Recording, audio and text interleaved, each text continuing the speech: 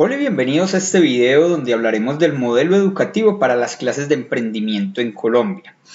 ¿Qué vamos a hacer? Vamos a hacer un análisis entre lo que se dicta dentro de las materias de emprendimiento versus la realidad.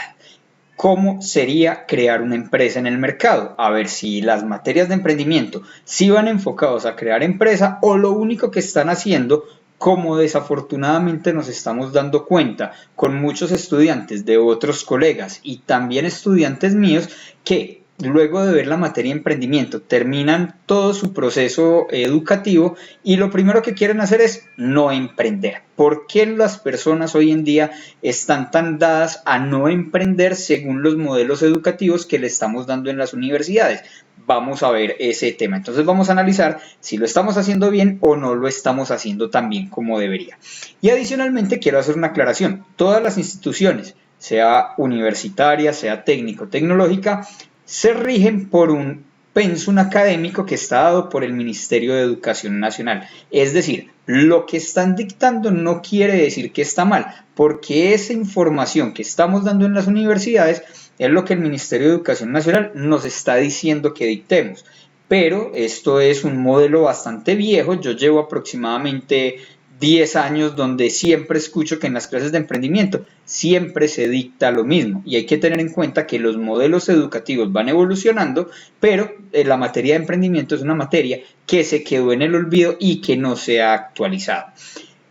Esto entonces lo vamos a hacer porque muchos estudiantes, también quiero hacer la aclaración, muchos estudiantes de otros colegas como mío se han acercado y siempre me preguntan, ¿lo que estoy viendo en la materia realmente me sirve para la vida diaria, para crear mi emprendimiento? ¿Sí o no?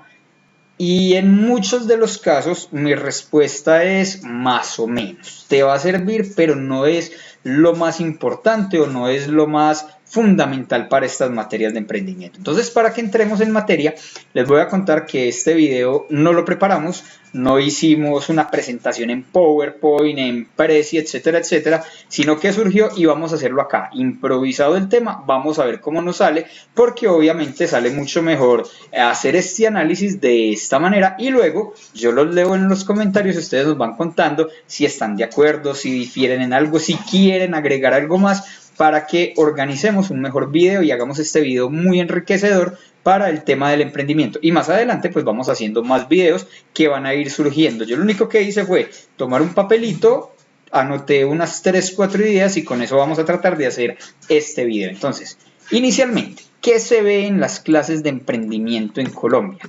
Básicamente en las clases de emprendimiento en Colombia se ve un documento donde lo primero que nos piden son las normas. Todavía me he dado cuenta que hay algunas instituciones educativas que hablan de las normas ICONTEC para la creación de los documentos. Actualmente ya estamos en las normas APA. Quiero aclarar, este video lo estamos grabando el 21 de octubre de 2023. Entonces es muy posible que si tú estás viendo este video en enero del año entrante, pues ya existe una versión más actualizada de las normas APA. En este momento estamos en la versión 7.0. Y básicamente, ¿qué son las normas APA? Las normas APA es la forma en que tú debes hacer el documento con el tamaño de la letra, el tipo de la letra, el interlineado, etc. Pero no nos vamos a quedar en ese tema. Segundo, en ese documento nos piden que plasmemos varias cosas. Ejemplo, entonces, varias cosas. ¿Qué nos piden? Básicamente nos piden el nombre del emprendimiento, la justificación, nos piden un marco teórico, nos piden un estudio de mercado. Normalmente lo hacen con encuestas, hagan unas encuestas, vayan a los diferentes barrios o lugares de su ciudad y entreviste a las personas y considera que es interesante lo que usted está planteando y la idea que tiene para emprender, y muchas cosas más. Básicamente todo esto se lo piden y se gastan un semestre haciendo un documento de estos. Es más, algunas universidades se gastan hasta 2 y 3 semestres haciendo el documento del emprendimiento. Y ahora vamos a la parte más práctica. Llega el estudiante y dice, luego de terminar con un documento exageradamente grueso, viene donde nosotros y nos dice, profesor, yo con ese documento entonces puedo ir a la Cámara de Comercio y registrar mi empresa. y a que no adivinan cuál es la respuesta que debemos dar. No, ese documento no les sirve para ir a la Cámara de Comercio y hacerlo. ¿Y qué le hace falta? Le hace falta todo, porque así no se crea una empresa en Colombia. Es importante saber esto, pero cuando nos ponemos con tantos tecnicismos, aburrimos al estudiante y el estudiante finalmente se cansa de la materia de emprendimiento porque cree que todo en la materia de emprendimiento son formatos y formatos y más formatos. Ahora, vamos a ver, ¿qué habría que cambiar o qué se necesita? ¿Cómo se crea una empresa en Colombia? Bueno, importante querer emprender, es muy importante. Y acá en este video, que ya se dieron cuenta, estoy haciendo mi redacción en Word, porque como les digo, fue alguna improvisación. Vamos a hablar de algunos paradigmas, de algunos paradigmas que se ven en Colombia respecto al tema de emprender. Paradigmas como, por ejemplo, es que es mejor tener un empleo seguro. Vamos a ver si es tan cierto. O el que más me asombra, y lo dictan la mayoría de los docentes de emprendimiento, es que una empresa solamente empieza a ser rentable en Colombia a los 3 años. Discúlpeme que se lo diga, un docente que diga eso no debería estar dando clase. Un docente que diga eso no debería estar dando clase, y lo repito. ¿Qué se necesita? Antes de hablar de cómo se crea una empresa, voy a crear acá un ítem intermedio y voy a hablar de qué se necesita para dictar una materia de emprendimiento. Para dictar materia de emprendimiento. Para mí esto es fundamental porque me he encontrado muchos docentes que son muy buenos en oratoria, pero que nunca han emprendido en su vida. Entonces, ¿qué necesitamos? Docentes que, digámoslo así, crearan un emprendimiento y actualmente lo tengan o fracasaran con él. ¿Y por qué digo que fracasen con él? Porque es que un docente que ya creó su emprendimiento y fracasó con él ya tiene el conocimiento de qué no se debe hacer cuando se está emprendiendo. Eso es muy importante. Y un docente que ya tenga el emprendimiento y que esté funcionando ese emprendimiento es un docente que ya sabe cómo se hacen las cosas y que te va a dar otra cara de la moneda. Les doy un ejemplo. Digamos que yo quiero manejar un taxi. Entonces yo voy a comprar un taxi y me voy a poner a manejar taxi, por ejemplo, en Medellín, ¿cierto? Entonces resulta que antes de comprar el taxi, voy y le pregunto al vecino que no sabe manejar carro y le digo, vecino, ¿usted qué piensa si yo me pongo a manejar taxi? El vecino me va a decir, no hombre, no se meta en eso no sirve, es que el amigo de un amigo hizo tal cosa. ¿Le pregunté a la persona adecuada? No le pregunté a la persona adecuada. Debo preguntarle mínimo a 2 tipos de personas, tanto el que actualmente maneje taxi como el que manejó taxi y no le fue bien. ¿Para qué? Al que no le fue bien, porque como no le fue bien, en ese relato me va a contar básicamente por qué no le fue bien. Entonces si me dice, no, lo que pasa es que yo me paraba de 12 de la noche a 6 de la mañana en la plaza minorista, que es un sector que hay en Medellín, y lo único que me pasa era que me atracaban todas las noches y me atracaron durante un mes 30 días seguidos. Entonces para mí el taxi no funciona. Entonces usted toma ese comentario negativo que él acaba de hacer y lo convierte en algo positivo. Si usted se llega a comprar el taxi y empieza a manejar, lo primero que tiene que saber es que en la minorista no te vas a ubicar de 12 a 6 de la mañana. Eso es prioritario. Y segundo, también preguntarle al que le fue bien, porque el que le fue bien puede decir, no, lo que pasa es que el taxi es muy duro, pero vos los fines de semana te parás en el Parque del Poblado y siempre hay carreras. Entonces, ¿qué tenés que hacer? Los fines de semana irte para el Poblado y coger las carreras que aparecen ahí. Entonces así funciona. Necesitamos personas que realmente tengan criterio, que tengan conocimiento y que realmente hayan montado emprendimiento. No simplemente una persona que conozca las normas APA y que te ponga a llenar un poco de información que a la hora de la verdad no te va a funcionar. Ahora sí, ¿cómo se crea una empresa en Colombia? Para crear una empresa en Colombia hay que pasar de una persona natural a una persona jurídica. Eso en palabras más coloquiales, ¿qué quiere decir? Hay que dejar de identificarme con mi cédula, porque ya no voy a identificarme con mi cédula, sino que me voy a identificar con un RUT. Es decir, mi nombre empresarial, yo como empresa, ya voy a tener un número tributario o un número que es el de la DIAN, el número del RUT, básicamente, estos que dicen 900, 835, y así, esos numeritos, eso es. Entonces, para poder conseguir ese número, necesitamos ir a la Cámara de Comercio. Y estando en la Cámara de Comercio, nos van a pedir que llevemos un documento que se llama los estatutos. El documento de creación de la empresa. Y ese documento de creación de la empresa tiene unos ítems, ya dije el estatuto, pero les voy a contar qué ítems tiene. Primero tiene el nombre comercial, tiene la razón social, y aquí ya les voy a explicar qué significa, tiene los estatutos, tiene el capital, tiene el representante legal, lo estoy diciendo en desorden, para que nos hagamos una idea. Recuerden, este video salió así de la nada, lo estamos improvisando, pero es lo que hay que hacer, ¿cierto? Tiene esto, tú simplemente pagas y listo, en una semana tienes creada tu empresa. Es más, lo puedes hacer hasta por internet en la página de la Cámara de Comercio.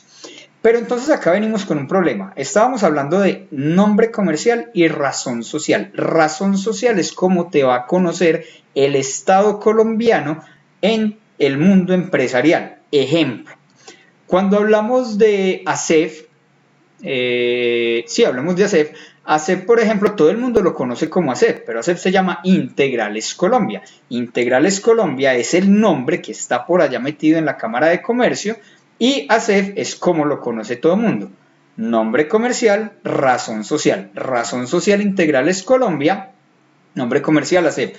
Hasta hace algunos años el Éxito también tuvo en la parte administrativa y contable, de contratación de proveedores, también es una empresa aparte que lo hace. ¿Y cómo se llama? Se llama Promotora de Comercio Social, que son de los directivos del Éxito. ¿Para qué? Todos los productos que tú quieras vender dentro del Éxito, tienes que ir allá. Entonces, Promotora de Comercio Social, el Éxito. Grandes Superficies de Colombia, Carrefour. Si ustedes conocen algún otro, o si saben de estas empresas que yo acabo de mencionar, que sus nombres y sus razones comerciales son diferentes, lo pueden hacer. Ahora, ustedes me dirán, ¿y por qué tener un nombre y conocerse por otro nombre?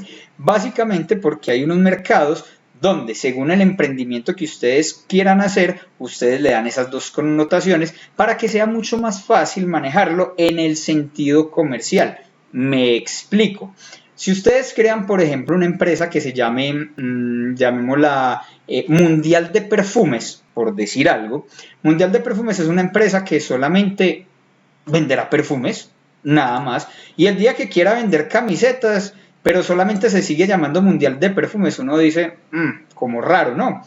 Pero cuando tú creas un nombre genérico, por ejemplo, Inversiones Comerciales SAS, y dentro de Inversiones Comerciales SAS tienes ese nombre comercial llamado Mundial de Perfumes, Mundial de Camisetas, Mundial de Tenis, etcétera, etcétera, puedes tener varios nombres ahí asociados. Entonces es lo que hace que todo se vuelva un poquito más interesante. Segundo, luego de ese nombre y esa razón social, nombre comercial y razón social, tenemos que hablar de los estatutos. ¿Y qué son los estatutos? Es lo que usted va a hacer. Si usted es una empresa que hace perritos y hamburguesas, comidas rápidas, entonces en sus estatutos debe decir qué va a hacer. Empresa dedicada a la elaboración y venta de perros y hamburguesas o de comida rápida, ¿cierto? Pero hoy en día hay algo muy interesante que son los tipos de empresa. Y los tipos de empresa están la sociedad anónima, la SAS, está la EU, que es empresa unipersonal, y así sucesivamente. Hay varios tipos de empresas. ¿Qué es lo importante acá? Saber cuál modelo escoger. Eso es un tema ya bastante grande que no me voy a quedar en ese tema, ¿cierto? Pero digamos que entonces ustedes van a crear todo esto que les estoy contando, y escogen, por ejemplo, la SAS, que es la que está de moda en Colombia y la que, entre comillas, tributariamente es más tranquila para el tema de los impuestos o más flexible. Resulta que escogen las SAS, ya tienen los estatutos y luego hablamos del capital. Entonces está capital suscrito, pagado y pactado, que ese es otro tema. Es cuando yo básicamente digo, la empresa se va a crear con 100 millones de pesos, por decir algo. Pero de esos 100 millones de pesos, solamente tengo en este momento 10 millones. O sea, la empresa va a empezar con 10 millones de pesos. Como nos faltan 90 millones de pesos, en el otro capital se dice, los 90 millones de pesos restantes se van a pagar en un lapso máximo de 2 años, en cuotas mensuales de tanto dinero. Entonces eso es capital suscrito, pagado y pactado. Eso es muy interesante hacerlo con un abogado porque un abogado les puede explicar mejor este tema. Pero obviamente más adelante podemos hacer un video explicando esta parte. Ahora, ¿qué sigue?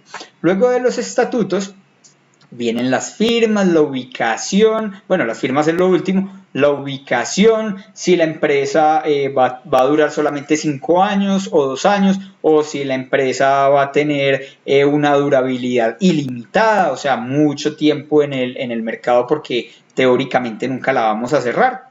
Todas esas posibilidades, entonces todo eso va plasmado en ese documento. Y ahora la pregunta es, esto que hablábamos ahorita, estas cosas de acá, ¿la he mencionado en este documento? No. Entonces ahí empezamos con la falla. Los docentes solamente se basan en la parte de arriba, pero no nos dicen realmente cómo se crea empresa en Colombia. Y no es tan difícil. Ahora, les quiero contar algo. Actualmente estoy estudiando Derecho, entonces es otra de las carreras que estoy haciendo. Los que me conocen saben que ya tengo carreras anteriores, pero actualmente estoy estudiando Derecho. Y yo sé que lo que voy a decir va a ir en contra de los compañeros y de lo que yo estoy estudiando, porque normalmente cuando se hace este documento para la Cámara de Comercio, ¿uno qué hace? Uno busca un abogado que le ayude a la redacción de ese documento y no es tan complicado. Usted simplemente, y realmente no necesitas un abogado, tú simplemente abres tu navegador, lo puedes hacer desde la misma casa y se puede hacer hasta en línea. Tú puedes crear tu empresa y no vas a necesitar el abogado, a menos de que necesites unos estatutos muy elaborados para blindar la empresa. Pero, por ejemplo, voy a buscar cómo crear una SAS, Cámara de Comercio de Medellín. Vamos a ver si todavía existe el documento. Entonces, miren acá, paso a paso para la creación de una SAS en Colombia virtual. Mírenlo acá, está súper fácil. Está demasiado sencillo. Y si necesitan el documento, dentro de la página de la Cámara de Comercio de Medellín van a encontrar ese documento donde ustedes lo descargan, simplemente modifican unas cuantas cositas y listo. Ya tienen el documento para sacar su Cámara de Comercio. Ahora, tengan en cuenta algo. Obviamente estos son temas que debemos profundizar mucho más, pero vamos hasta acá. Porque el objetivo del video no es explicar exactamente cómo se crea una empresa, no, eso lo hacemos más adelante. Entonces, luego de que usted ya tiene ese documento, una invitación que yo les hago es mucho cuidado con lo que colocan en los capitales, capital suscrito, pagado y pactado. ¿Por qué? Dependiendo de lo que usted coloque allá como proyección de valor de la empresa, es lo que le vale su empresa crearla, es lo que le vale sacar su documento de Cámara de Comercio o lo que se conoce como un registro mercantil. ¿A qué me refiero? Si tú haces una empresa donde digas la empresa vale 1 millón de pesos, por ejemplo, vas a pagar un aproximado de 400.000 pesos por la empresa para que te quede registrada. Si tú dices que tu empresa vale 100 millones de pesos, te va a tocar pagar el equivalente a ese valor para poder registrar tu empresa. Y pues si estás creando una empresa de 100 millones de pesos, vas a iniciar con 10 y estamos hablando de que inicias con 10 y ya está en enseres como los escritorios, los computadores, los servidores. Tú no tienes el efectivo como tal y te dicen, no, entonces denos, por decir algo, voy a hacer una cifra acá en el aire, por decir algo, 40 millones de pesos y tú no lo tienes, entonces no vas a poder crear tu empresa. Pilas, estoy dando una cifra en promedio, es más o menos 350.000 pesos a una empresa de 1 millón de pesos, listo. Y con eso, ¿qué se hace?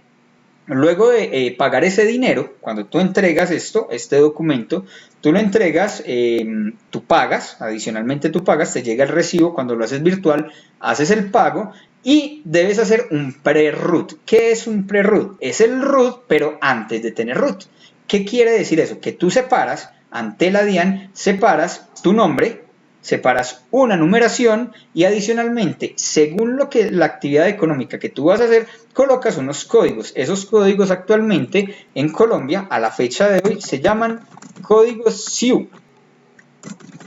Estos códigos SIU de la DIAN, aquí, vamos a ver si por acá están. Veámoslo acá. Bueno, esta es la resolución de esos códigos.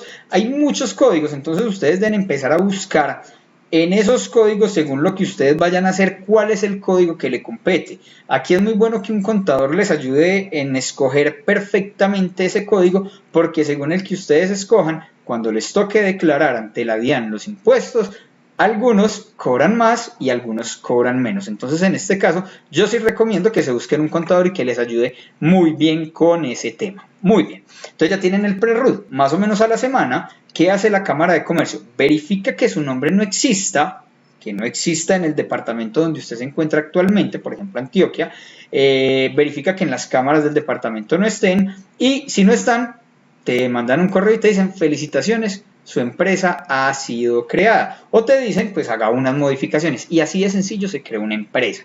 Sencillo en el tema de la legalidad. Quiero ser muy claro en el tema de la legalidad, porque también vamos a sacar un video más adelante, es más, lo voy a colocar acá, y vamos a colocar sacar un video donde hablemos de la doble moral entre la legalidad y la ilegalidad. Vamos a sacar un video sobre eso, bien interesante, también lo vamos a hacer así, lo vamos a grabar de esta manera, así como estamos haciendo eso. Entonces, así se crea una empresa, ya tienes tu Cámara de Comercio, ya tienes tu RUT, inmediatamente quedas en rentas departamentales registrados, ellos hacen todo, en industria y comercio, también si tienes música, por ejemplo, es un bar, una cantina, entonces debes hacer un estudio de suelos, hacer un estudio de ruido, hacer el estudio con bomberos, con la Policía Nacional, dependiendo del negocio son las actividades que tienes que desarrollar, pero cuando no estamos hablando de negocios, de alimentos o de bebidas, entonces el proceso es un poco más fácil. ¿Listo? Ahora, ¿cómo emprender? Entremos ahora sí en materia, que esto es lo más interesante y es lo que vamos a ver si logramos dar ese análisis y una mejora de lo que adicionalmente las empresas y las instituciones educativas deberían enseñar. Cómo emprender en Colombia y en cualquier parte del mundo, vamos a hacerlo genérica. Entonces, yo no soy o no voy a vender humo acá, les voy a explicar una metodología y para esa metodología van a haber cosas que de pronto ustedes ya pudieron haber escuchado o conceptos que ya debieron haber escuchado de otras personas o de otros emprendedores o de otras situaciones. Listo. ¿Cómo se emprende en Colombia? Lo primero que hay que saber o entender y debe ser muy claro es cómo se consigue dinero legal en Colombia y en cualquier parte del mundo. ¿Cómo se consigue dinero de manera legal? ¿Cuáles son las fuentes de ingreso para hacerlo de manera legal? Porque para conseguir dinero, pues hay muchas maneras, demasiadas maneras. Pero para hacerlo legal se requieren unos ciertos componentes y se resumen en 4. Les voy a explicar entonces en este momento cuáles son esos 4 componentes. Muy bien, retomando entonces cómo emprender. Voy a tocar un tema que seguramente ustedes ya lo han escuchado, no me voy a detener mucho en él porque es un tema bastante conocido, pero debemos verlo de manera superficial. Obviamente ustedes ya pueden profundizar más en el tema, yo le voy a dar solamente una pequeña repasada. Ese tema se llama el cuadrante, casi que no lo digo, del flujo del dinero. Básicamente el cuadrante del flujo del dinero, ¿qué es? Yo sé que muchos de ustedes ya lo han escuchado. Cuadrante del flujo del dinero. Vamos a buscar una imagen. Y el cuadrante del flujo del dinero básicamente es esta imagen que tenemos acá. El famoso EDAI, donde hablamos de el empleado, el autoempleado, el dueño de negocio y el inversionista. ¿Pero qué es eso? Hemos escuchado bastante de eso, pero ¿realmente qué es? Vamos a analizarlo de manera rápida. Entonces se dice que en el mundo hay 4 formas de conseguir dinero. Legal. Ilegal hay muchas, pero legal. Bueno, y esta imagen también quedó mal escrita, dice cuadrante. Pero bueno, vamos a utilizarla de referencia, olvidémonos del título. Entonces, 4 formas de conseguir dinero de manera legal, siendo empleados, siendo autoempleados, siendo dueños de negocio y siendo inversionistas. Y vamos a partir esto en 2, el lado izquierdo y el lado derecho del cuadrante. En el lado izquierdo encontramos al empleado y el autoempleado. ¿Quién es el empleado? El empleado es aquel que trabaja para otra persona para que otra persona cumpla sus sueños, es decir, los sueños de ese empleador, de ese patrón, ¿cierto? Mientras que ese patrón puede decidir sobre mí cuándo sacar vacaciones, cuándo puedo ir al baño, en qué horario puedo laborar. Eso es ser empleado. Luego vamos a ver el tema del autoempleado. ¿Quién es el autoempleado? Aquellos que tienen un negocio, pero que tienen que estar dentro del negocio, porque si no están ahí, desafortunadamente el negocio no va a producir. Ejemplo, ustedes tienen un negocio de comida rápida y ustedes son los que lo atienden, pero resulta que este fin de semana apareció una fiesta de la familia y usted se va para esa fiesta. No abres el negocio, ese fin de semana no lo abres, ¿qué sucede? No recibes ingresos. Entonces, el negocio no funciona si tú no estás ahí. Luego pasamos al cuadrante que es más interesante, dueño de negocios, y entonces el dueño de negocio básicamente es aquel que tiene negocios y esos negocios simplemente le dan dinero constante. Esta es la parte más chévere, porque usted no tiene que estar en el negocio, usted se puede ir a pasear, puede sacar un año sabático, etcétera, etcétera, y el negocio va a estar produciendo dinero sin que usted esté en él. Y el inversionista son aquellas personas que no les gusta crear negocios o que tienen buena capacidad de dinero, buena capacidad económica, y lo que hacen es que escuchan ideas de otras personas y ponen su dinero a estas otras empresas o emprendimiento para recibir unas utilidades. Básicamente ese es el cuadrante. Porque también les mencioné que debíamos partirlo en dos, el lado izquierdo y el lado derecho, porque la parte más interesante es la de la derecha.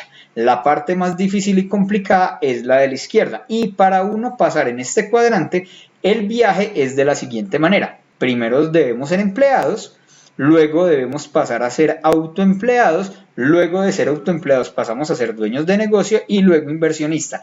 Pero el lugar más peligroso de este cuadrante es el autoempleado. Porque el autoempleado es aquel que o nos va a jalonar para irnos para dueños de negocios o el que nos va a decir definitivamente esto no funciona, mejor trabajemos y cumplámosle los sueños a otra persona. Es el cuadrante más peligroso, pero cuando tú logras pasarte el cuadrante de la derecha es espectacular. Muy bien, y aquí se viene el primer paradigma. El primer paradigma que normalmente nos venden acá en Colombia y no sé en otros países es que es muy seguro tener un empleo, o sea, la seguridad de tener un empleo. ¿Qué tan seguro realmente es tener un empleo? ¿Qué pasa si tu jefe llega el día de mañana de mal genio y se cruzó contigo y se le ocurrió alguna cosa en la cabeza y te despidió? ¿Qué tan seguro es tener un empleo?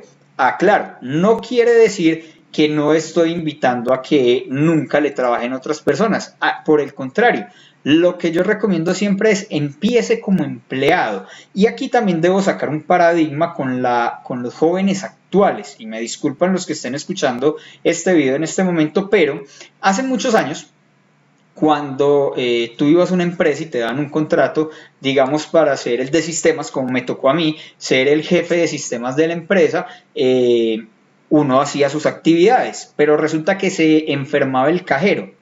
¿Qué hacía uno en tiempos anteriores? Lo llamaban a uno y ve, vos sabes manejar una caja, sí, yo sé manejar una caja, nos puedes ayudar. Y vos ibas y te sentabas en la caja y manejabas la caja a la perfección. Y ve, lo que pasa es que necesitamos recibir una mercancía y organizarla en la bodega. Claro que sí, uno iba, recogía la mercancía y la organizaba en la bodega. ¿Qué pasa con los jóvenes de hoy en día? Que esa postura del todero, desde el año 2000 más o menos, se empezó a escuchar que no era tan bueno en las empresas. Qué pereza los empleados toderos, los que quieren hacer absolutamente todos, o como lo llamamos aquí en Colombia, el lambón, el que en todas partes quiere estar metido. Entonces resulta que los muchachos de hoy en día, el mismo caso, me contratan para sistemas, digamos que yo tengo unos 20, 22 años, y se enferma el cajero y me dicen a mí, o me dicen, ve, ¿sabes qué? Anda, sentate en la caja que te necesitamos media hora. ¿Y qué es lo primero que dicen? No, es que mi contrato no dice que me tengo que sentar en una caja a registrar. Mi contrato dice que yo soy el de sistemas y el de sistemas no tiene por qué sentarse en una caja. Entonces ese es otro paradigma que le debemos enseñar y quitar a los jóvenes de hoy en día, de que una empresa es un conjunto, que todas las personas que están dentro de esa empresa van enfocados a un mismo resultado y que es producir dinero para todos. Eso es lo que hay que hacer. Y que si en algún momento nos toca coger otro puesto, pues hagámoslo. ¿Por qué? Porque cuando ustedes entienden este cuadrante del flujo del dinero, van a entender que estar dentro de una empresa no es simplemente que allá tengo un jefe que me da órdenes y que es inquisidor y yo soy simplemente el que las acato y ya. No, ahí es donde yo aprendo que allá también me están enseñando. Me están enseñando por hacer algo que todavía no sé y que ellos ya hicieron y aprendieron.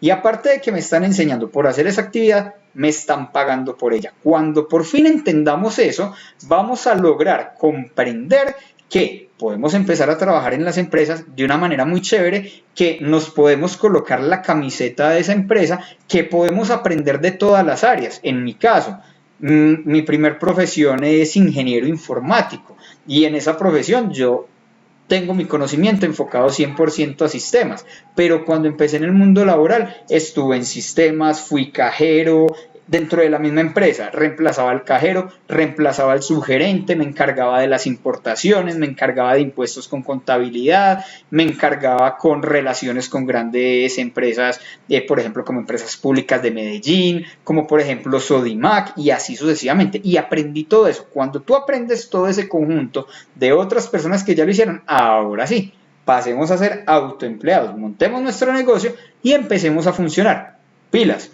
Yo no recomiendo, cuando ustedes monten su emprendimiento, yo no recomiendo, y si alguna persona del estado ve este video, quiero que entiendan que yo no recomiendo que cuando usted monte su emprendimiento, inmediatamente lo registre, no. Primero entienda y mire si es lo que le apasiona, si usted considera que si quiere estar ahí y después de eso que vea que su negocio es rentable, ahí sí, regístrelo.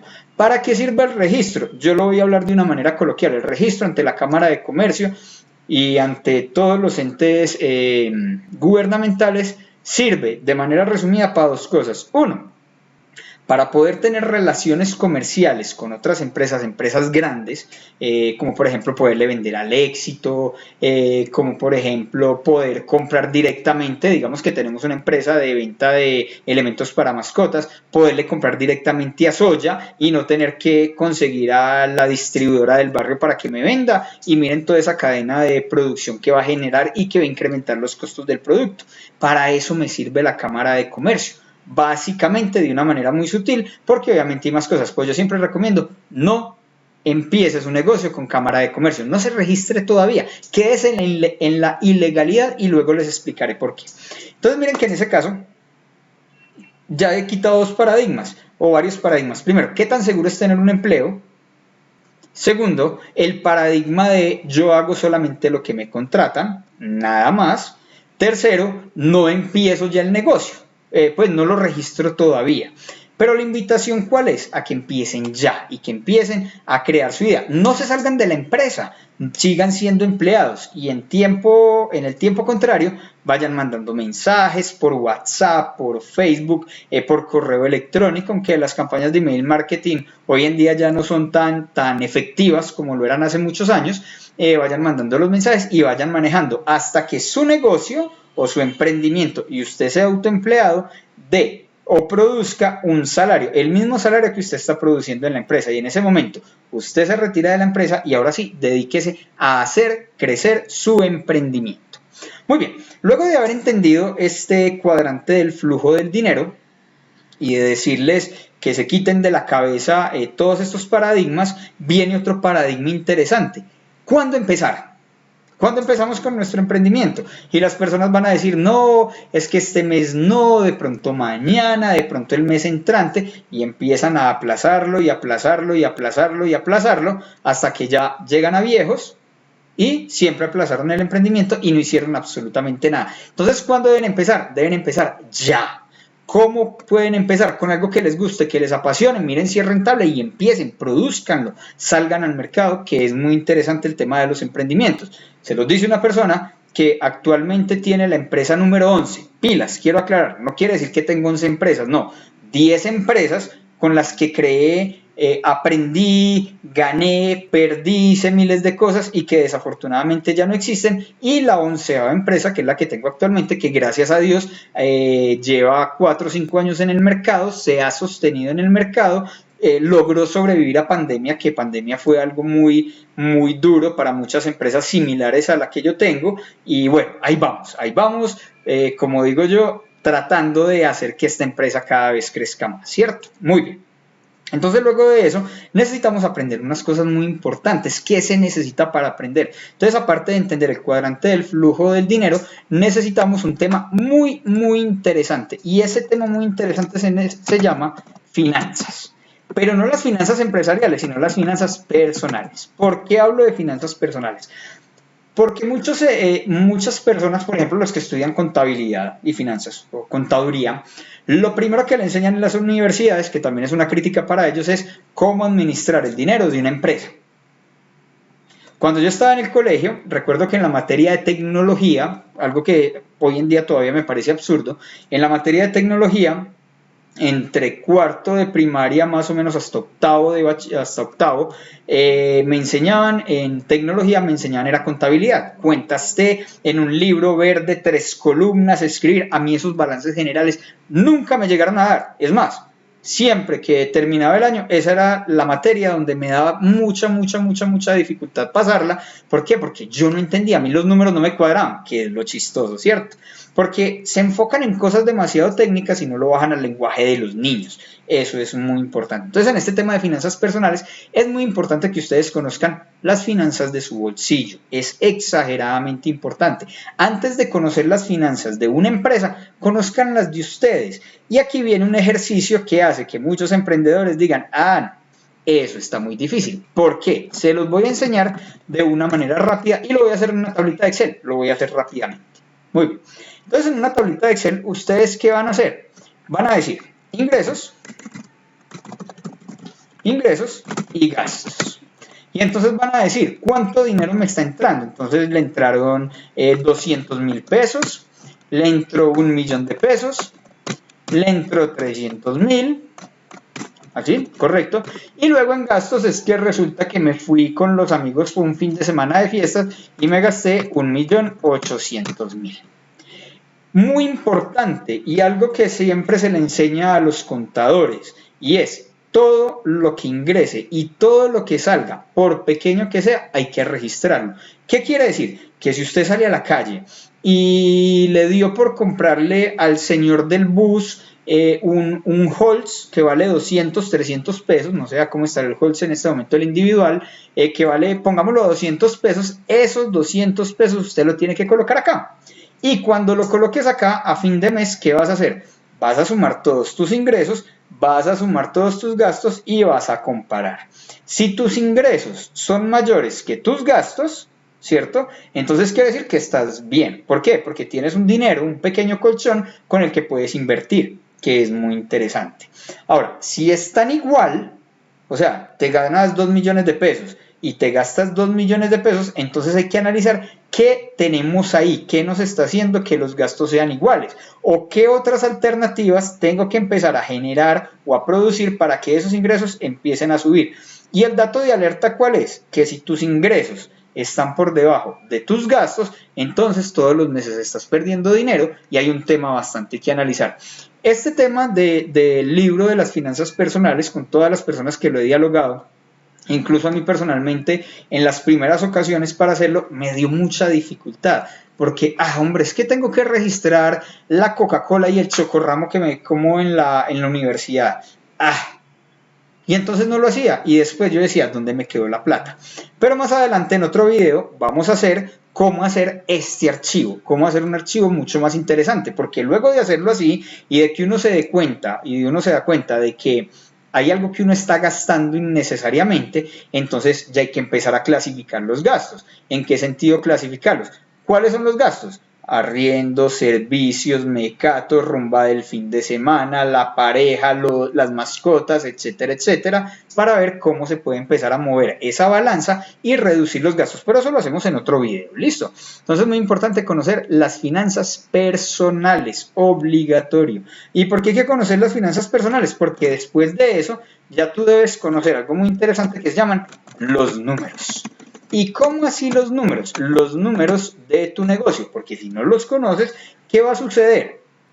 Básicamente te va a tocar contratar a otra persona que te analice todas tus facturas, todos tus resultados y que llegue y te diga, no, vamos bien, sobrevivimos este mes, démosle al otro mes. Y tú digas, venga, pero es que el mes pasado ahí dice 10 millones y en este mes dice 1, o sea, miren, de 10 millones a 1, ¿cómo que vamos bien? No, si vamos bien, no le pare bolas a eso, que vamos ganando.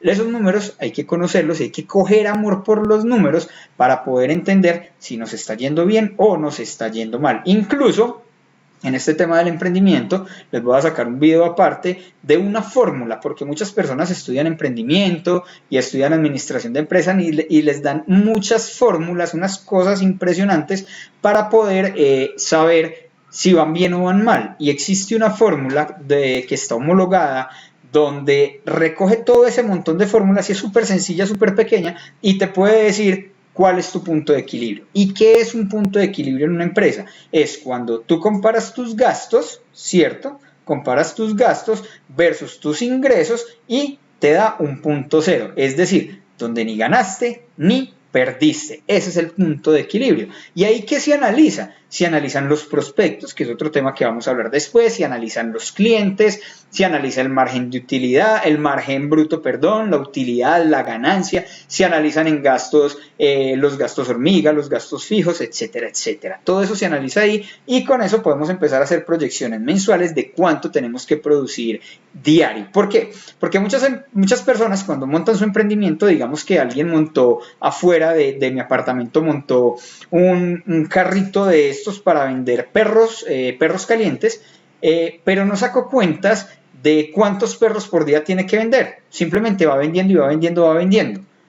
Y no tiene ese control, no sabe. Entonces cuando llega a fin de mes va a llegar o con deudas, no le va a alcanzar la plata o desafortunadamente va a tener que cerrar su negocio. ¿Por qué? Porque no planeó los números, no los estudió. Y esta fórmula es muy interesante porque te puede decir que si en un día tienes que vender 10 perros, todos los días tienes que vender 10 perros, el día que vendas 5 perros solamente, pues no vas a cerrar el negocio, simplemente al día siguiente ya no vas a vender 10, sino que vas a vender 15. Y es una fórmula bastante interesante.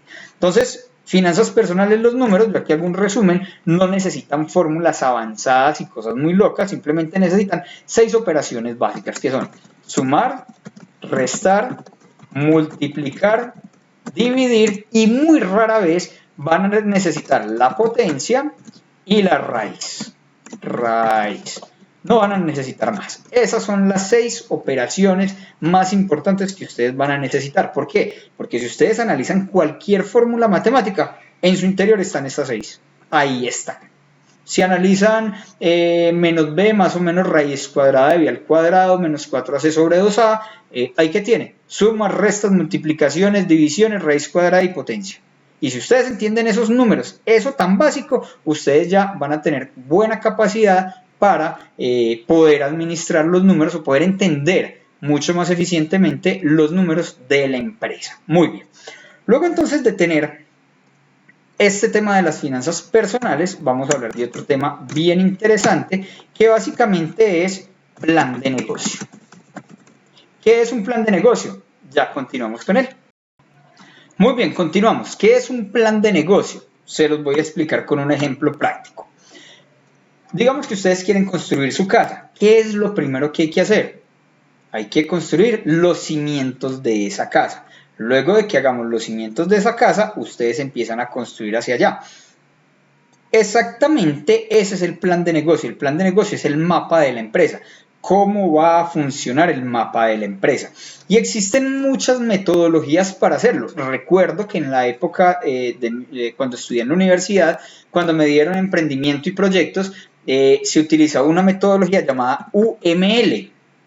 No recuerdo qué significan sus siglas. El lenguaje unificado de modelamiento, creo que es lo que significan las siglas, y eran una serie de procesos y pasos que nos llevaban a generar un proyecto, a que el proyecto sea exitoso. Y después del UML eso se ha reinventado y se ha reinventado y se ha reinventado, y actualmente, si ustedes conocen otro método diferente, por favor en los comentarios del video nos lo cuenta, pero existe un modelo llamado el modelo Canvas. ¿Qué es el modelo Canvas? Una cosa espectacular, más adelante haremos un video específicamente del modelo Canvas. Entonces, Business Canvas, vamos a ver, ¿qué es el modelo Canvas? Es este cuadrito de acá, vamos a buscar otro más bonito, uno que se vea mejor. Bueno, este creo que se ve mucho mejor, busquemos, no, véanlo acá. El Canvas o el modelo o lienzo de negocio básicamente es el derrotero que usted necesita para su empresa, para que usted sepa cómo va a funcionar su empresa. Miren lo que tiene: propuesta de valor, segmento de clientes, relación con los clientes, canales, actividades clave, recursos clave, asociaciones clave, estructura de costos y fuentes de ingresos. Todo un negocio queda resumido en 9 pasos, solamente 9 pasos. Entonces, ¿usted qué va a hacer?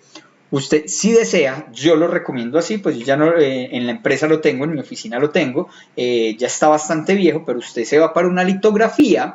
En esa litografía, en este momento aquí en Antioquia, en Medellín puntualmente, la semana pasada estuve preguntando para volver a mandar a imprimir el cuadro vacío, y la impresión vale 15.000 pesos, es muy barata, es exageradamente económico. Entonces tú lo imprimes, lo pegas en la pared y lo segundo que vas a hacer es conseguirte estos papelitos. Te consigues de estos papelitos que los venden en las papelerías o en el Éxito. Esto fue un obsequio que me hicieron estos papelitos, son muy interesantes. Y con estos papelitos usted va a empezar, ¿qué hago? Entonces, ejemplo, propuesta de valor, es decir, ¿qué le voy a ofrecer al mercado? Perritos calientes o comida rápida. Entonces uno dice, comida rápida, muy bien, pero ¿qué es comida rápida? Porque si tú colocas ahí solamente comida rápida, quedamos en el aire. Hay que ser muy específico. Este es el truquito fundamental del modelo Canvas. Y es que hay que ser muy específico. Si yo voy a vender comida rápida, entonces venga, veamos qué vas a vender. Voy a vender salchipapas, entonces cojo un papelito de estos, escribo salchipapas y lo pego. Y lo número 1, salchipapas. 2, voy a vender hamburguesas, entonces 2, hamburguesa. 3, perro caliente. 4, y así sucesivamente. Ahora, si las hamburguesas o cualquiera de los productos tiene variaciones, es decir, hamburguesa sencilla, hamburguesa especial, hamburguesa super jumbo, etcétera, etcétera, pues cada uno de los productos llevan un papelito de estos. Entonces, si ustedes ya están pensando en todos los productos que ustedes quieren comercializar, van a ver que ya tienen un montón de papelitos de estos. Luego sigue la relación con los clientes, perdón, el segmento de clientes. ¿Yo a quién le vendo? Y cuando uno le pregunta a los estudiantes recién salidos de la universidad, que salen, entre comillas, muy bien preparados en la materia de emprendimiento, y uno les dice, ¿usted a quién le vende? Ellos dicen, ay, pues a todo el mundo, a todo el que me quiera comprar. No, hay que segmentar los clientes. ¿Qué quiere decir segmentar los clientes? Cuando salió el producto en Colombia de la marca Ego, ellos segmentaron muy específicamente a los clientes. Ego, cuando salió, era la gomina, el desodorante que tú te lo echabas y atraía supuestamente a las chicas. Bueno, esos productos, la gomina y el desodorante es lo que recuerdo en este momento. La gomina lo utilizo, me parece muy buena. Entonces, y no me pagaron por la publicidad. Entonces, ellos ¿qué hicieron? Ellos segmentaron sus clientes y dijeron que todos sus productos eran para hombres, ya. Entonces, ¿qué tipo de hombres usan Ego? Entonces, un hombre de, no sé, 70, 80 años va a utilizar el desodorante que viene con feromonas para atraer a las chicas. Lo dudo un poquito. ¿O el bebé lo va a utilizar? Tampoco. ¿Quiénes lo utilizan? Normalmente, cuando ellos hicieron toda esta publicidad y todos estos elementos en los medios, quedó segmentado entre personas de los 10 a los 30 años. Ese fue el segmento donde empezó a funcionar Ego. Así empezó, entonces ellos segmentaron los clientes. Por ejemplo, si tú vas a vender vestidos de baño, ¿cuál es tu segmento de clientes? Entonces, hombres o mujeres, o ambos. Entonces, vestido de baño para hombres, vestido de baño para mujeres. Entiéndase, para hombre, la pantaloneta, la narizona o el boxer en tela pues para piscina, etcétera, etcétera, ¿cierto? Ahora, ¿en qué rango de edades? Resulta que solamente voy a hacer ropa para adultos. Entonces, pues estos vestidos de baño para adultos. Entonces, quiere decir que va para un segmento de ciertas edades y así va a ser la publicidad y todo lo que yo tengo que atacar. Y así sucesivamente cada uno de estos ítems. Lo interesante del modelo Canvas es que cuando usted empieza a ejecutar, usted dice, listo, vamos con los perros calientes, el sencillo. Segmento de clientes, ese lo consumen más los sardinos, los niños entre 8 a 15 años, entonces lo vamos segmentando. Y así sucesivamente. Cuando uno logra darse cuenta de esto, y suponiendo que son los niños entre 8 a 15 años, pues a los niños también les gusta el dulce. Entonces, aparte del perro, como valor agregado, le doy una chupetica, le doy un confite, le doy una chocolatina pequeña. Y esos pequeños detalles hacen que ese pequeño cliente siempre, cuando vaya a salir a comerse un perro, le diga a su mamá o a su papá, venga, es que lléveme allí porque es que allá me dan el confite. Es más, se vuelve más importante el confite que el mismo elemento que le estoy brindando. Entonces, esto es muy interesante, les recomiendo, mientras que esperan el video, que espero hacérselos pronto, busquen el modelo Canvas en internet, hay muchos expertos en la materia y explican muy bien todo eso. Entonces, este es el mapa que usted le va a decir cómo funciona su empresa. Es más, conforme usted va haciendo y va quitando papelitos, se le van ocurriendo ideas nuevas. Y conforme se van ocurriendo esas ideas nuevas, ¿usted qué hace? Pues pega otra vez otro papelito y va empezando y continúa el ciclo normal del negocio. Muy bien. Entonces, el plan de negocio, básicamente les recomiendo, estudien este modelo Canvas, porque Canva es una aplicación para hacer otras cosas muy interesantes. Muy bien.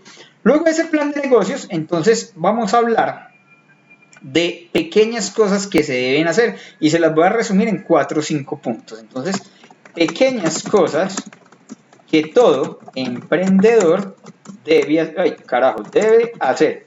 Ahí me quedó un pequeño error ortográfico, menos mal Word lo corrigió, ¿cierto? Muy bien, pequeñas cosas que debemos hacer. Esto que les acabo de explicar hasta este punto es todo lo que usted debe entender para poder crear su empresa. Ahora vamos a hablar de qué debemos hacer cuando ya tengamos la empresa creada.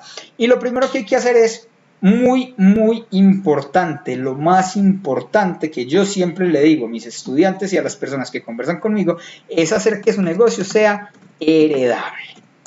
¿Qué significa que tu negocio sea heredable?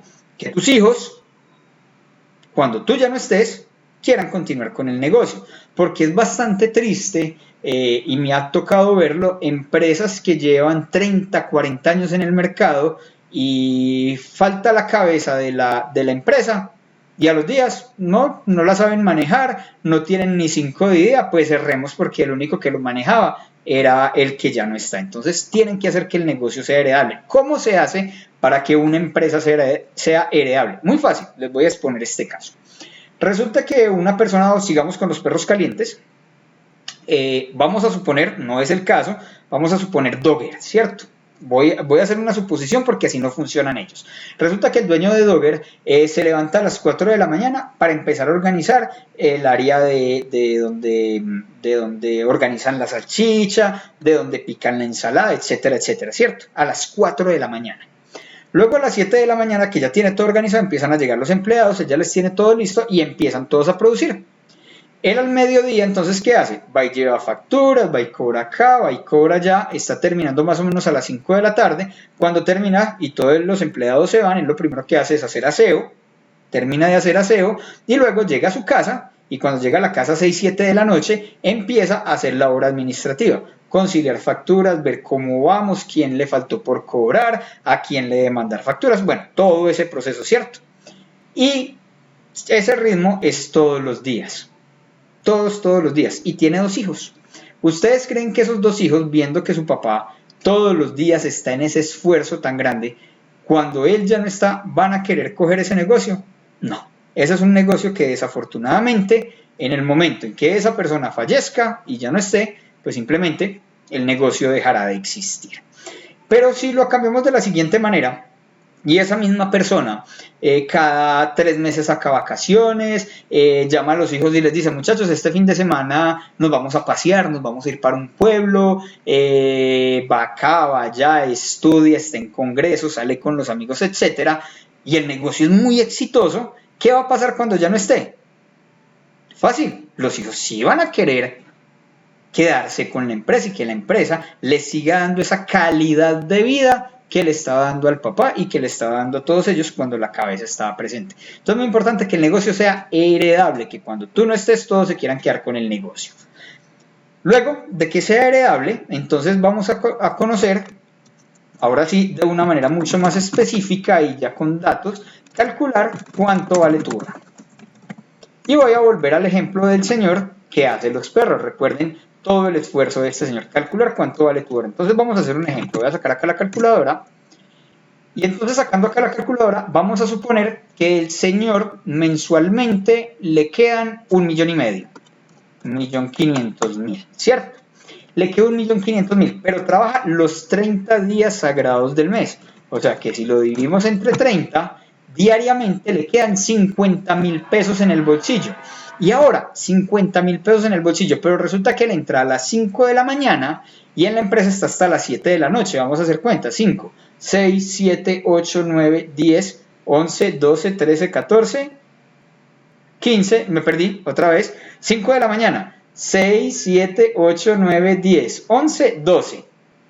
1, 2, 3, 4, 5, 6, 7, 14 horas al día. Si yo divido eso por 14, quiere decir que la hora de este señor vale 3.571 pesos. Dice uno, bueno, está bajita, ¿cierto? Está muy bajita. Y aquí es donde nos tenemos que quitar otro paradigma, y es el famoso: es que si yo no lo hago, nadie lo hace como yo lo sé hacer. Porque hay personas que se acostumbran a ese paradigma baby boomer, es un tema generacional, y se quedan con ese paradigma de que nadie lo hace como él lo hace, simplemente se quedan ahí y entonces no delegan. Entonces vamos a hacer otro ejemplo. Supongamos que este señor maneja la empresa a la perfección y trabaja de 8 a 5 de la tarde, ganándose o quedándole un dinero para su bolsillo, llamémoslo salario, de 2 millones de pesos. 2 millones de pesos dividido los 30 días del mes, dividido 8 horas por día, estamos hablando de 8.333 pesos. Aún así sigue siendo bajita, pero es una cifra promedio acá, pues, para este ejemplo que estamos haciendo, ¿cierto? Entonces, si nosotros vemos esos 8.333 pesos y él se gana 2 millones de pesos, entonces podríamos preguntarle: venga, si usted contrata a otra persona que le ayude con sus tareas, ¿usted cuánto le pagaría? Ejemplo, estos son datos de ejemplo. Entonces él dice: le puedo pagar 1 millón de pesos. Entonces le pagamos a esa persona 1 millón de pesos para que descongestione tus actividades, y el otro tiempo que vas a tener disponible lo vas a dedicar en hacer crecer tu negocio.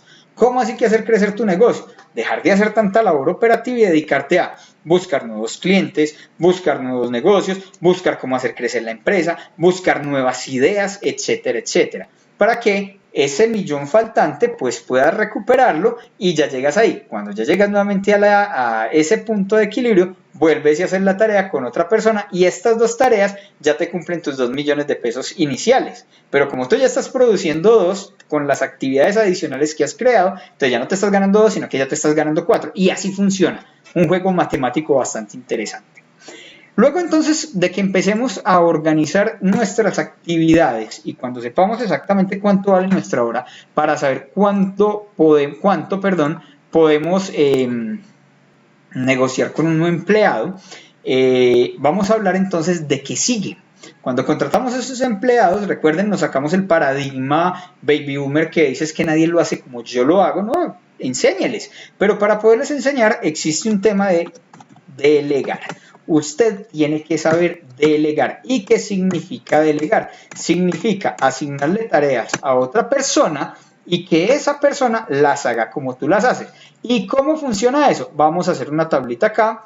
Vamos a ver, voy a tratar de acordarme como yo la dicto en la universidad, y vamos a tratar de crearla. ¿Cómo se delega? Entonces yo siento a la persona aquí a mi lado en la actividad que voy a hacer, y primero yo lo hago y esa persona me observa, me ve. Vamos a hacerlo así para que quede más coloquial. Yo lo hago y esa persona me ve. Es decir, yo lo voy haciendo y le voy explicando cómo lo hago. Luego de que ya hice eso, entonces esa persona, yo lo hago nuevamente y esa persona me ayuda. ¿Qué quiere decir? Yo empiezo a hacerlo, pero esa persona me va indicando cómo lo voy haciendo, pero yo lo estoy haciendo. Luego, ¿qué pasa? ¿Qué paso sigue? Esa persona lo hace y yo le ayudo, y finalmente esa persona lo hace y yo simplemente miro. Y obviamente, para que esto funcione a la perfección, se debe hacer algo muy, muy importante, no solamente en el proceso de enseñanza, cuando le estoy enseñando cómo hacer la actividad, sino cuando esa persona ya lo sabe hacer, y es acompañamiento constante, revisión constante, supervisión constante, casi que no encuentro la palabra, supervisión constante. O sea, luego de que él ya lo sabe hacer, así lo sepa hacer, yo sigo observando, a ver si se presentan otras cosas adicionales. Básicamente este es el proceso de delegar. Espero que entonces me haya quedado claro, que les haya quedado claro. Si alguien tiene otra forma de explicar el proceso de delegar, por favor en los comentarios nos lo hace saber. ¿Listo? Vamos a continuar con el siguiente tema entonces. Muy bien, siguiente punto. Lo que sigue a continuación es contratación. Cuando contratemos en nuestras empresas, siempre debemos contratar a los mejores. Aquí o en Colombia se habla de que trabajar con la familia es un fracaso inmediato, es para problemas, etcétera, etcétera. Si tú eres organizado y sabes trabajar, sabes dar indicaciones, sabes organizar, vas a poder trabajar con tu familia. Yo lo he hecho y ha sido interesante. Obviamente hay que dejar muy claro que las cosas personales, familiares se deben quedar por fuera de la empresa y que lo laboral es netamente lo laboral, pero se puede hacer. Pero para la contratación, actualmente en Colombia, entonces hacen que se contrata una psicóloga y te hace las normas PF, el documento PF, que son unas pruebas psicotécnicas, conversatorios, etcétera, etcétera. Adicionalmente a eso, yo siempre, para las personas que han laborado conmigo, siempre me enfoco en dos cosas muy importantes para mí. La primera es la actitud. ¿Cómo así que la actitud? Una persona que desde que tú saludas a ese ser humano, esa persona tiene buena energía, se le nota alegre, se le nota contento, se le nota esas ganas de ayudar, de hacer las cosas. Una de las formas, por ejemplo, que yo utilizo para evaluar la actitud es que yo los pongo a subir escalas. Sencillo, los pongo a subir escalas. Y hay algunas personas que dicen, claro, ¿dónde vamos? Inmediatamente se comen las escalas. Suben con una energía tremenda. Como otras que dan el primer paso o el primer escalón y lo primero que hacen es, ¡ay! Me duele la rodilla. Obviamente también hay que entender que hay personas que desafortunadamente por condiciones de salud, pues el tema de las escalas es complicado. Pero uno de los mecanismos que yo utilizo para evaluar la actitud es cómo suben las escalas. Hay personas que se las devoran. Y segundo, y me parece muy exageradamente importante, una persona que sepa escribir muy bien, buena ortografía, buena redacción, buena manera de comunicar. Esto yo lo denomino una persona que hay que contratar que sepa escribir, porque el que sabe escribir sabe comunicar. ¿Y cómo así que el que sabe escribir sabe comunicar? Es una persona que va a entender que dependiendo de las personas que se encuentren, son las palabras o es la forma en que debe dirigirse a ellos. Dependiendo de las personas con que se encuentre o el correo electrónico que esté redactando, va a saber cómo dirigirse a todas. Y una forma fácil de hacerlo es, y esto siempre que lo he practicado, siempre las personas a las que entrevisto colocan cara de asombro, porque yo les digo, listo, viene la prueba más difícil. Saco una hoja en blanco, una hoja papel bond, una hoja carta, se las entrego y le digo, escríbame un cuento. Así, escríbame un cuento, cuénteme algo. Y todos se quedan mirándome como, ¿cómo así? Sí, escríbame algo. Y entonces en ese, escríbame algo, cuénteme lo que quiera, lo que usted decida. Pero usted, ¿qué analiza? La letra, la coherencia de las palabras usadas, todo esto en conjunto es lo que nosotros analizamos. Y el que escriba mejor y el que tenga las ideas más coherentes y más ordenadas es básicamente al que se debe contratar. La parte de la escritura es fundamental en un proceso administrativo y en un proceso de contratación. Saber contratar. Muy bien.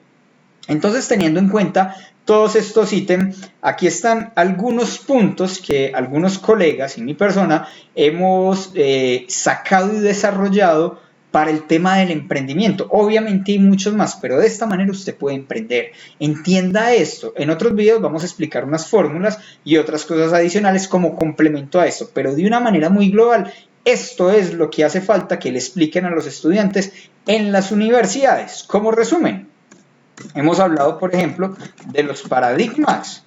¿Qué paradigmas teníamos o qué paradigmas mencionamos? Seguridad del empleo. Porque siempre nos venden el cuento, es que usted tiene que estudiar en una muy buena universidad para que le trabaje a otro, para que trabaje en una buena empresa. No, usted tiene que estudiar en una universidad porque la idea es que tengas mejores conocimientos para que vayas y los implementes en una empresa, en esa empresa sigas aprendiendo y luego saques tu negocio adelante. Segundo, y algo que es un paradigma que se ve mucho con los emprendedores, pregunta. ¿Qué quiere decir? Pregunte todo. Todo lo que no sepa, pregúntelo. ¿Qué es? ¿Para qué es eso? Así como cuando los niños están en el proceso de crecimiento, ¿qué son? ¿Y esto por qué? ¿Y por qué? ¿Y por qué? Háganlo ustedes también. Pregunten, no coman cuentos, siempre interpreten toda la información que les den. La persona que les diga, no es que lo que está en el libro es así, punto, y usted no se puede salir de lo que dice ahí. Falso, no sirve. Usted tiene que interpretar. ¿Por qué tienes que interpretar? Porque, por ejemplo, en muchos libros científicos, cuando se hacen experimentos, etcétera, siempre se hacen con el caso ideal. ¿Qué es el caso ideal? ¿Qué pasa si, digamos, este mouse, yo lo tiro por una rampa y él cae? Y el caso ideal, ¿cuál es? Que no va a haber fricción, que no va a haber aire, que no va a haber otros elementos, que no va a haber clima. Eso es un caso ideal. Pero el caso real, que es la diferencia, es ¿qué pasa si yo, por ejemplo, lo coloco sobre una superficie con jabón y agua? Pues se va a desplazar. Pero si lo coloco sobre una superficie rugosa, un tapete, por ejemplo, no se va a desplazar. Entonces, no se queden solamente con lo que dicen los libros, sino que interpreten, vayan más allá, cacharreen, busquen y aprendan mucho más. Y todo lo que no sepan, pregúntenlo. No lo hagan ustedes solitos, pregúntenlo. Siguiente punto es dejar de ser empleado. Recuerden, nunca es tarde nunca está. Bueno, acá me está sacando error ortográfico porque no he puesto el símbolo de admiración de apertura. Pero bueno, dejar de ser empleado, muy importante. Si ustedes quieren mejorar sus condiciones, si ustedes quieren tener una mejor calidad de vida, la calidad de vida está cuando uno pasa ese cuadrante peligroso llamado autoempleado. Y si lo hacen bien, van a pasar a ser empresarios y luego van a pasar a ser inversionistas, dueños de negocio y luego van a pasar a ser inversionistas, el cuadrante del flujo del dinero. Si nunca habían escuchado el cuadrante del flujo del dinero, les recomiendo un libro. Yo me lo he leído 2-3 oportunidades, me encanta y siempre que lo compro, aquí estoy viendo que nuevamente me robaron el libro, no aparece mi libro. Eso es típico, ese libro siempre me lo roban y se llama Padre Rico, Padre Pobre de Robert Kiyosaki, un libro espectacular. Una invitación es que hoy en día, cuando vean una película, cuando socialicen, cuando lean algo y quieren emprender, véanlo todo en plan de negocio. ¿Qué quiere decir en plan de negocio? Que si me voy a poner a ver Betty la Fea, por ejemplo, en Netflix, que es una novela colombiana, ¿realmente Betty la Fea me aporta algo para mi conocimiento, para mi emprendimiento, o solamente me está dando distracción? No entretenimiento, sino distracción. Porque incluso algo que me parece muy curioso, y en el tema de la novela Betty la Fea, es que estuvo en el top 10 durante mucho tiempo en Netflix. Y yo decía, wow, ¿en serio? Bueno, respetando a las personas que les guste, pero en serio hay personas que pagan Netflix para volver a ver Betty la Fea o Pasión de Gavilanes. Increíble. Me parece una cosa increíble, pero bueno, todos tenemos pensamientos diferentes. Pero recuerde, si usted va a emprender, hay que empezar a dejar de hacer cosas. ¿Dejar de hacer qué cosas son? La salida el fin de semana con los amigos, la rumba, la finca, todas estas cosas que te van a alejar de tu resultado. Hay que empezar ya, no dejar y empezar a aplazar y aplazar y aplazar, y cuando menos pensaste ya lo quieres hacer, pero ya no tienes la energía para hacerlo. Entonces, sean empleados, aprendan y empiecen. Siguiente paradigma que desarrollamos, ¿cuándo empezar? Recuerden, ¿cuándo deben empezar? Deben empezar ya. Empiecen ya, este es el momento en que usted empiece con su emprendimiento. Tengo una amiga que hace 15 días estaba muy cansada porque su trabajo no le está dando en una empresa algo complicada, pues obviamente por respeto no puedo decir el nombre de esa empresa, pero muchos colombianos se quejan de ella. Es un call center, para que se hagan una idea de todos los que hay en el país. Y ella dijo, no me está dando, no me está alcanzando, es muy estresante, voy a crear un negocio de estas cosas de sentimientos. Empezó con llaveritos, luego de los llaveritos, tampoco tengo mis llaveros por acá, pero bueno, Me faltan, ya he visto que me faltan varias cosas, el libro y los llaveros. Entonces empezó con llaveros, luego con lamparitas, con ventiladores y este fin de semana le celebró el cumpleaños. Una persona que la contrató para que hiciera las bombas y llevara la decoración y la torta. Entonces miren que es fácil, es muy fácil hacerlo, solamente se necesitan ganas y empezar. ¿Cuándo empezar? Ya. Es lo que ustedes necesitan, empezar y empezar y empezar. Muy bien. Luego, otra cosa es que muchas personas nos dicen, ay, es que usted siempre está en las nubes, siempre soñando, etcétera, etcétera. Nos dicen, dejar de soñar. Más bien dedíquese a trabajar y ya, viva el día a día. Esas son las personas que usted no debe tener a su lado. Usted debe tener a su lado personas que conversen con usted de negocios y no personas que conversen con usted sobre cuál va a ser la próxima rumba el fin de semana. Hay que soñar. ¿Cómo se emprende? Soñando. Yo me visualizo, y es la realidad, yo me visualizo en la edad o a la edad de 45 años no trabajar más. Yo a los 45 años solamente quiero, y yo lo digo de una manera muy jocosa, pasar a mi empresa o a las empresas que tenga, Dios quiera, paso a estos lugares y decir, ve, ¿cuánta plática hay para mí hoy este mes? Ah, sí, don Alejandro, aquí está su cheque. Y me entreguen el cheque. Y ya. Y yo mi cheque, feliz, y salgo a disfrutarme mi cheque con mi familia, con mis mascotas, con lo que sea, pero a disfrutar. Para mí eso es calidad de vida. ¿Qué es calidad de vida? Muchas personas, por ejemplo, en el tema de finanzas personales, hablan de la libertad financiera. ¿Pero qué es la libertad financiera? La libertad financiera básicamente es que si tengo obligaciones y también tengo ingresos, ese ingreso me cumpla con esas obligaciones y me quede un poquito. Hay personas que dicen, no, es que la libertad financiera es ser millonario. No, la libertad financiera es cuando después de pagar mis compromisos con lo que estoy generando, con ingresos pasivos e ingresos activos, con lo que estoy generando, básicamente de una manera muy sencilla, me queda dinero para poder disfrutar. O que si en algún momento me da por retirarme de la empresa y me voy a pasear todo un año, no va a pasar absolutamente nada, porque voy a seguir recibiendo dinero aun cuando estoy durmiendo. Entonces, dejar de soñar, pilas, todo se consigue es soñando. Hay que soñar. Y para eso les recomiendo un video en YouTube muy interesante, no lo voy a poner a reproducir acá, pero se los voy a recomendar.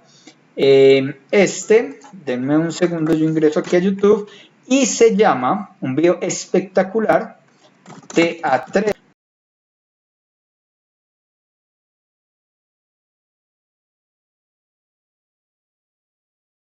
No sé si todavía estará grabando, ahora sí, Te atreves a soñar. Y es un video que habla de la zona de confort. Cómo salir de la zona de confort. Es un video cortico, lo creó una empresa llamada Innovation, es un video espectacular, se los recomiendo para que entiendan y qué necesitan para complementar lo que yo les estoy diciendo. Ese video en cuestión de 4 o 5 minutos les va a decir usted qué necesita, cómo es el principio, cómo es el final y cómo mejora. ¿Cómo mejora? Estudiando y estudiando y estudiando, porque aquí viene otro paradigma. ¿Qué necesito saber? Todo. La idea es que sepan muchas cosas, obviamente todo no lo vamos a saber, pero la idea es que sepan bastantes cosas. ¿Y cómo se pierde el miedo? Porque muchas personas no emprenden por miedo, miedo al fracaso, miedo al que dirán, miedo a y donde no funcione. ¿Cómo quito todos esos miedos? Simplemente estudiando y aprendiendo. Así es como se acaba el miedo, de esa manera tan sencilla, así se acaba el miedo. Y entonces todo esto me va a llevar a algo que se llama la felicidad, el paradigma de la felicidad. Y si uno le pregunta a muchas personas qué es la felicidad, muchos van a decir ser multimillonario, tener 50 yates, volar en helicóptero y tener mi propia flota de helicópteros, etcétera, etcétera. Pero si nos vamos a una parte más profunda, la felicidad es sinónimo de tranquilidad. Y tranquilidad es cuando yo no tengo ni inconvenientes con nadie, ni nadie tiene inconvenientes conmigo. O cuando yo no tengo inconvenientes con el mercado, porque ya soy empresario en el mercado, tiene inconvenientes conmigo. Básicamente esa es la felicidad, donde todo fluye. En esos días donde uno dice, qué día tan extraño, nadie me miró feo, no escuché una mala palabra en la calle, no había nadie peleando, el día estuvo como raro, que es algo muy atípico que sucesos negativos no existan. Es por ejemplo acá en Medellín cuando yo monto en metro y uno se monta en metro a las 8 de la mañana, que es la hora pico, y todas las personas que se montan están haciendo mala cara, están jetones, y nos volvemos una sociedad de jetones. ¿Cómo así una sociedad de jetones?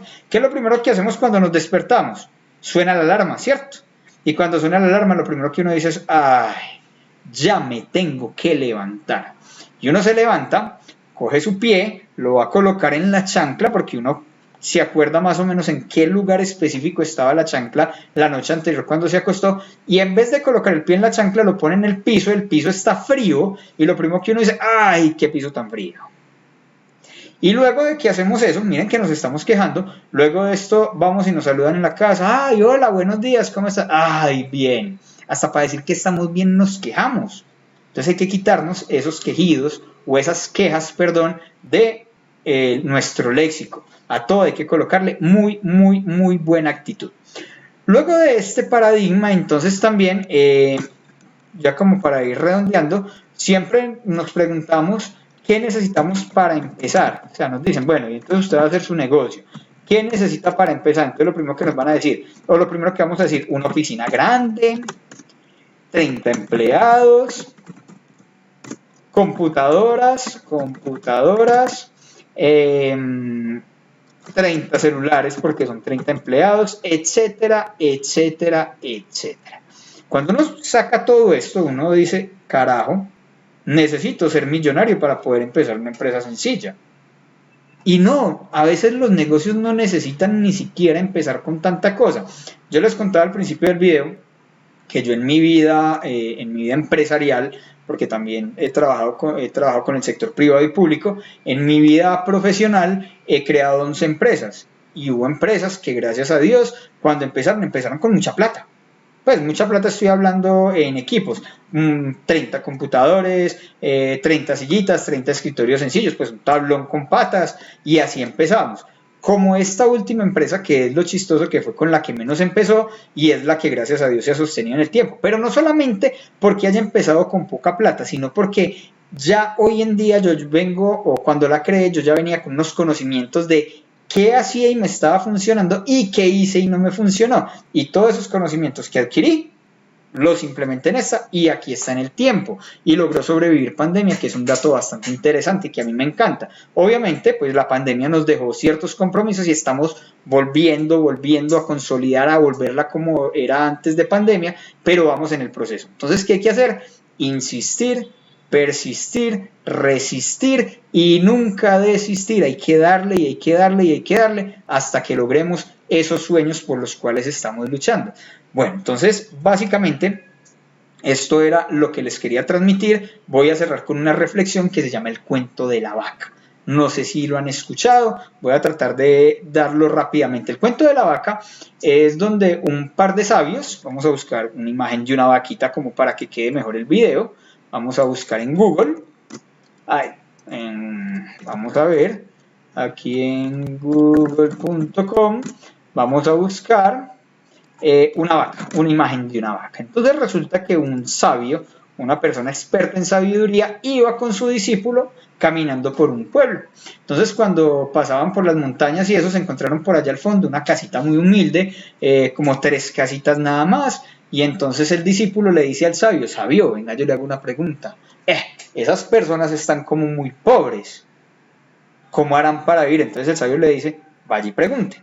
El discípulo, este muchacho va, se encuentra con el más adulto de esta comunidad y le dice, buenas tardes mi señor, cuénteme, ustedes se ve que son muy pobres, ustedes cómo sobreviven. Y el señor le dice, ¿usted ve esa vaca que hay allá?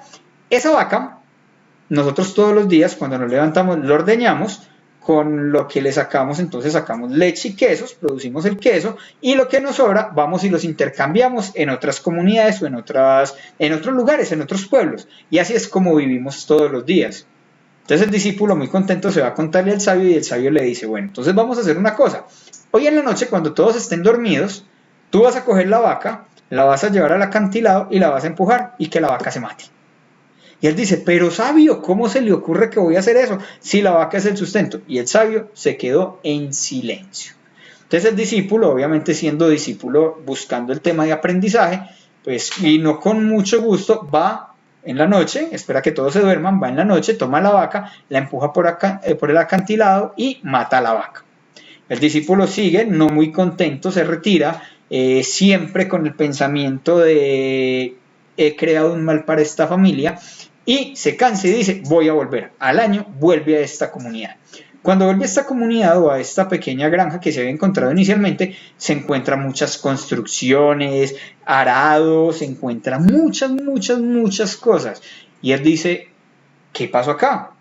Incluso le entra un remordimiento, un pequeño frío en el estómago, como le llamamos nosotros coloquialmente aquí en Colombia, un frío en el estómago, porque lo primero que pensó es, sin la vaca, esta gente no tuvo nada que hacer y todos están muertos.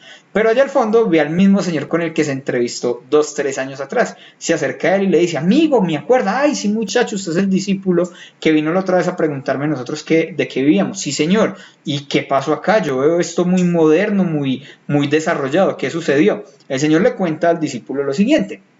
Resulta que después de que usted se fue, no sabemos qué le pasó a la vaca, pero la vaca se enloqueció, se tiró por el acantilado y se mató.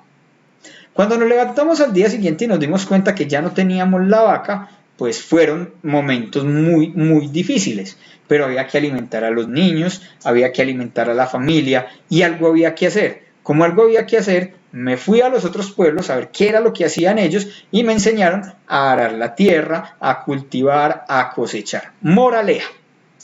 Muchas veces nos aferramos a ciertos pensamientos y a ciertos paradigmas que no nos permiten progresar. Yo les había contado que una de mis profesiones es ingeniería informática, o sea, yo soy de sistemas, como nos llaman coloquialmente. Siendo de sistemas, yo llegué a un punto donde yo dije, ya no es tan interesante ni es tan rentable para mí, porque llegué a un punto de estancamiento donde me era muy difícil seguir avanzando en el tema. Y aún así seguí insistiendo en sistemas, hasta que un momento se puede decir que toqué fondo y me tocó pensar en otra cosa, y actualmente hago otra cosa. Es más, les conté que estoy estudiando Derecho, aparte pues de otra cosa que hago actualmente en tema económico. Entonces, teniendo en cuenta eso, yo solté mi vaca. Mi vaca por muchos años fue la ingeniería informática, y agradezco todo el conocimiento porque el conocimiento de sistemas me ayuda a hacer las cosas mucho más rápidas y eficientemente en una computadora. Pero yo solté la vaca, encontré otra área y sigo mejorando. La reflexión es, ¿cuál es tu vaca? ¿Qué es lo que no te deja progresar? Muchísimas gracias y espero verlos en nuevos videos. Recuerden, nuestro próximo video, pues vamos a pensar cuál de todos es, porque ya sacamos varias ideas, pero uno de ellos es la doble moral del gobierno entre los negocios legales y los negocios ilegales en Colombia. Muchísimas gracias, suscríbanse, denle like, compartan el video y no se les olvide, muy importante, coméntenme en la parte de abajo del video donde están todos los comentarios, si están de acuerdo, si no están de acuerdo, si quieren agregar algo, si quieren que hablemos de otros temas, por favor, háganlo. Muchísimas gracias y nos vemos.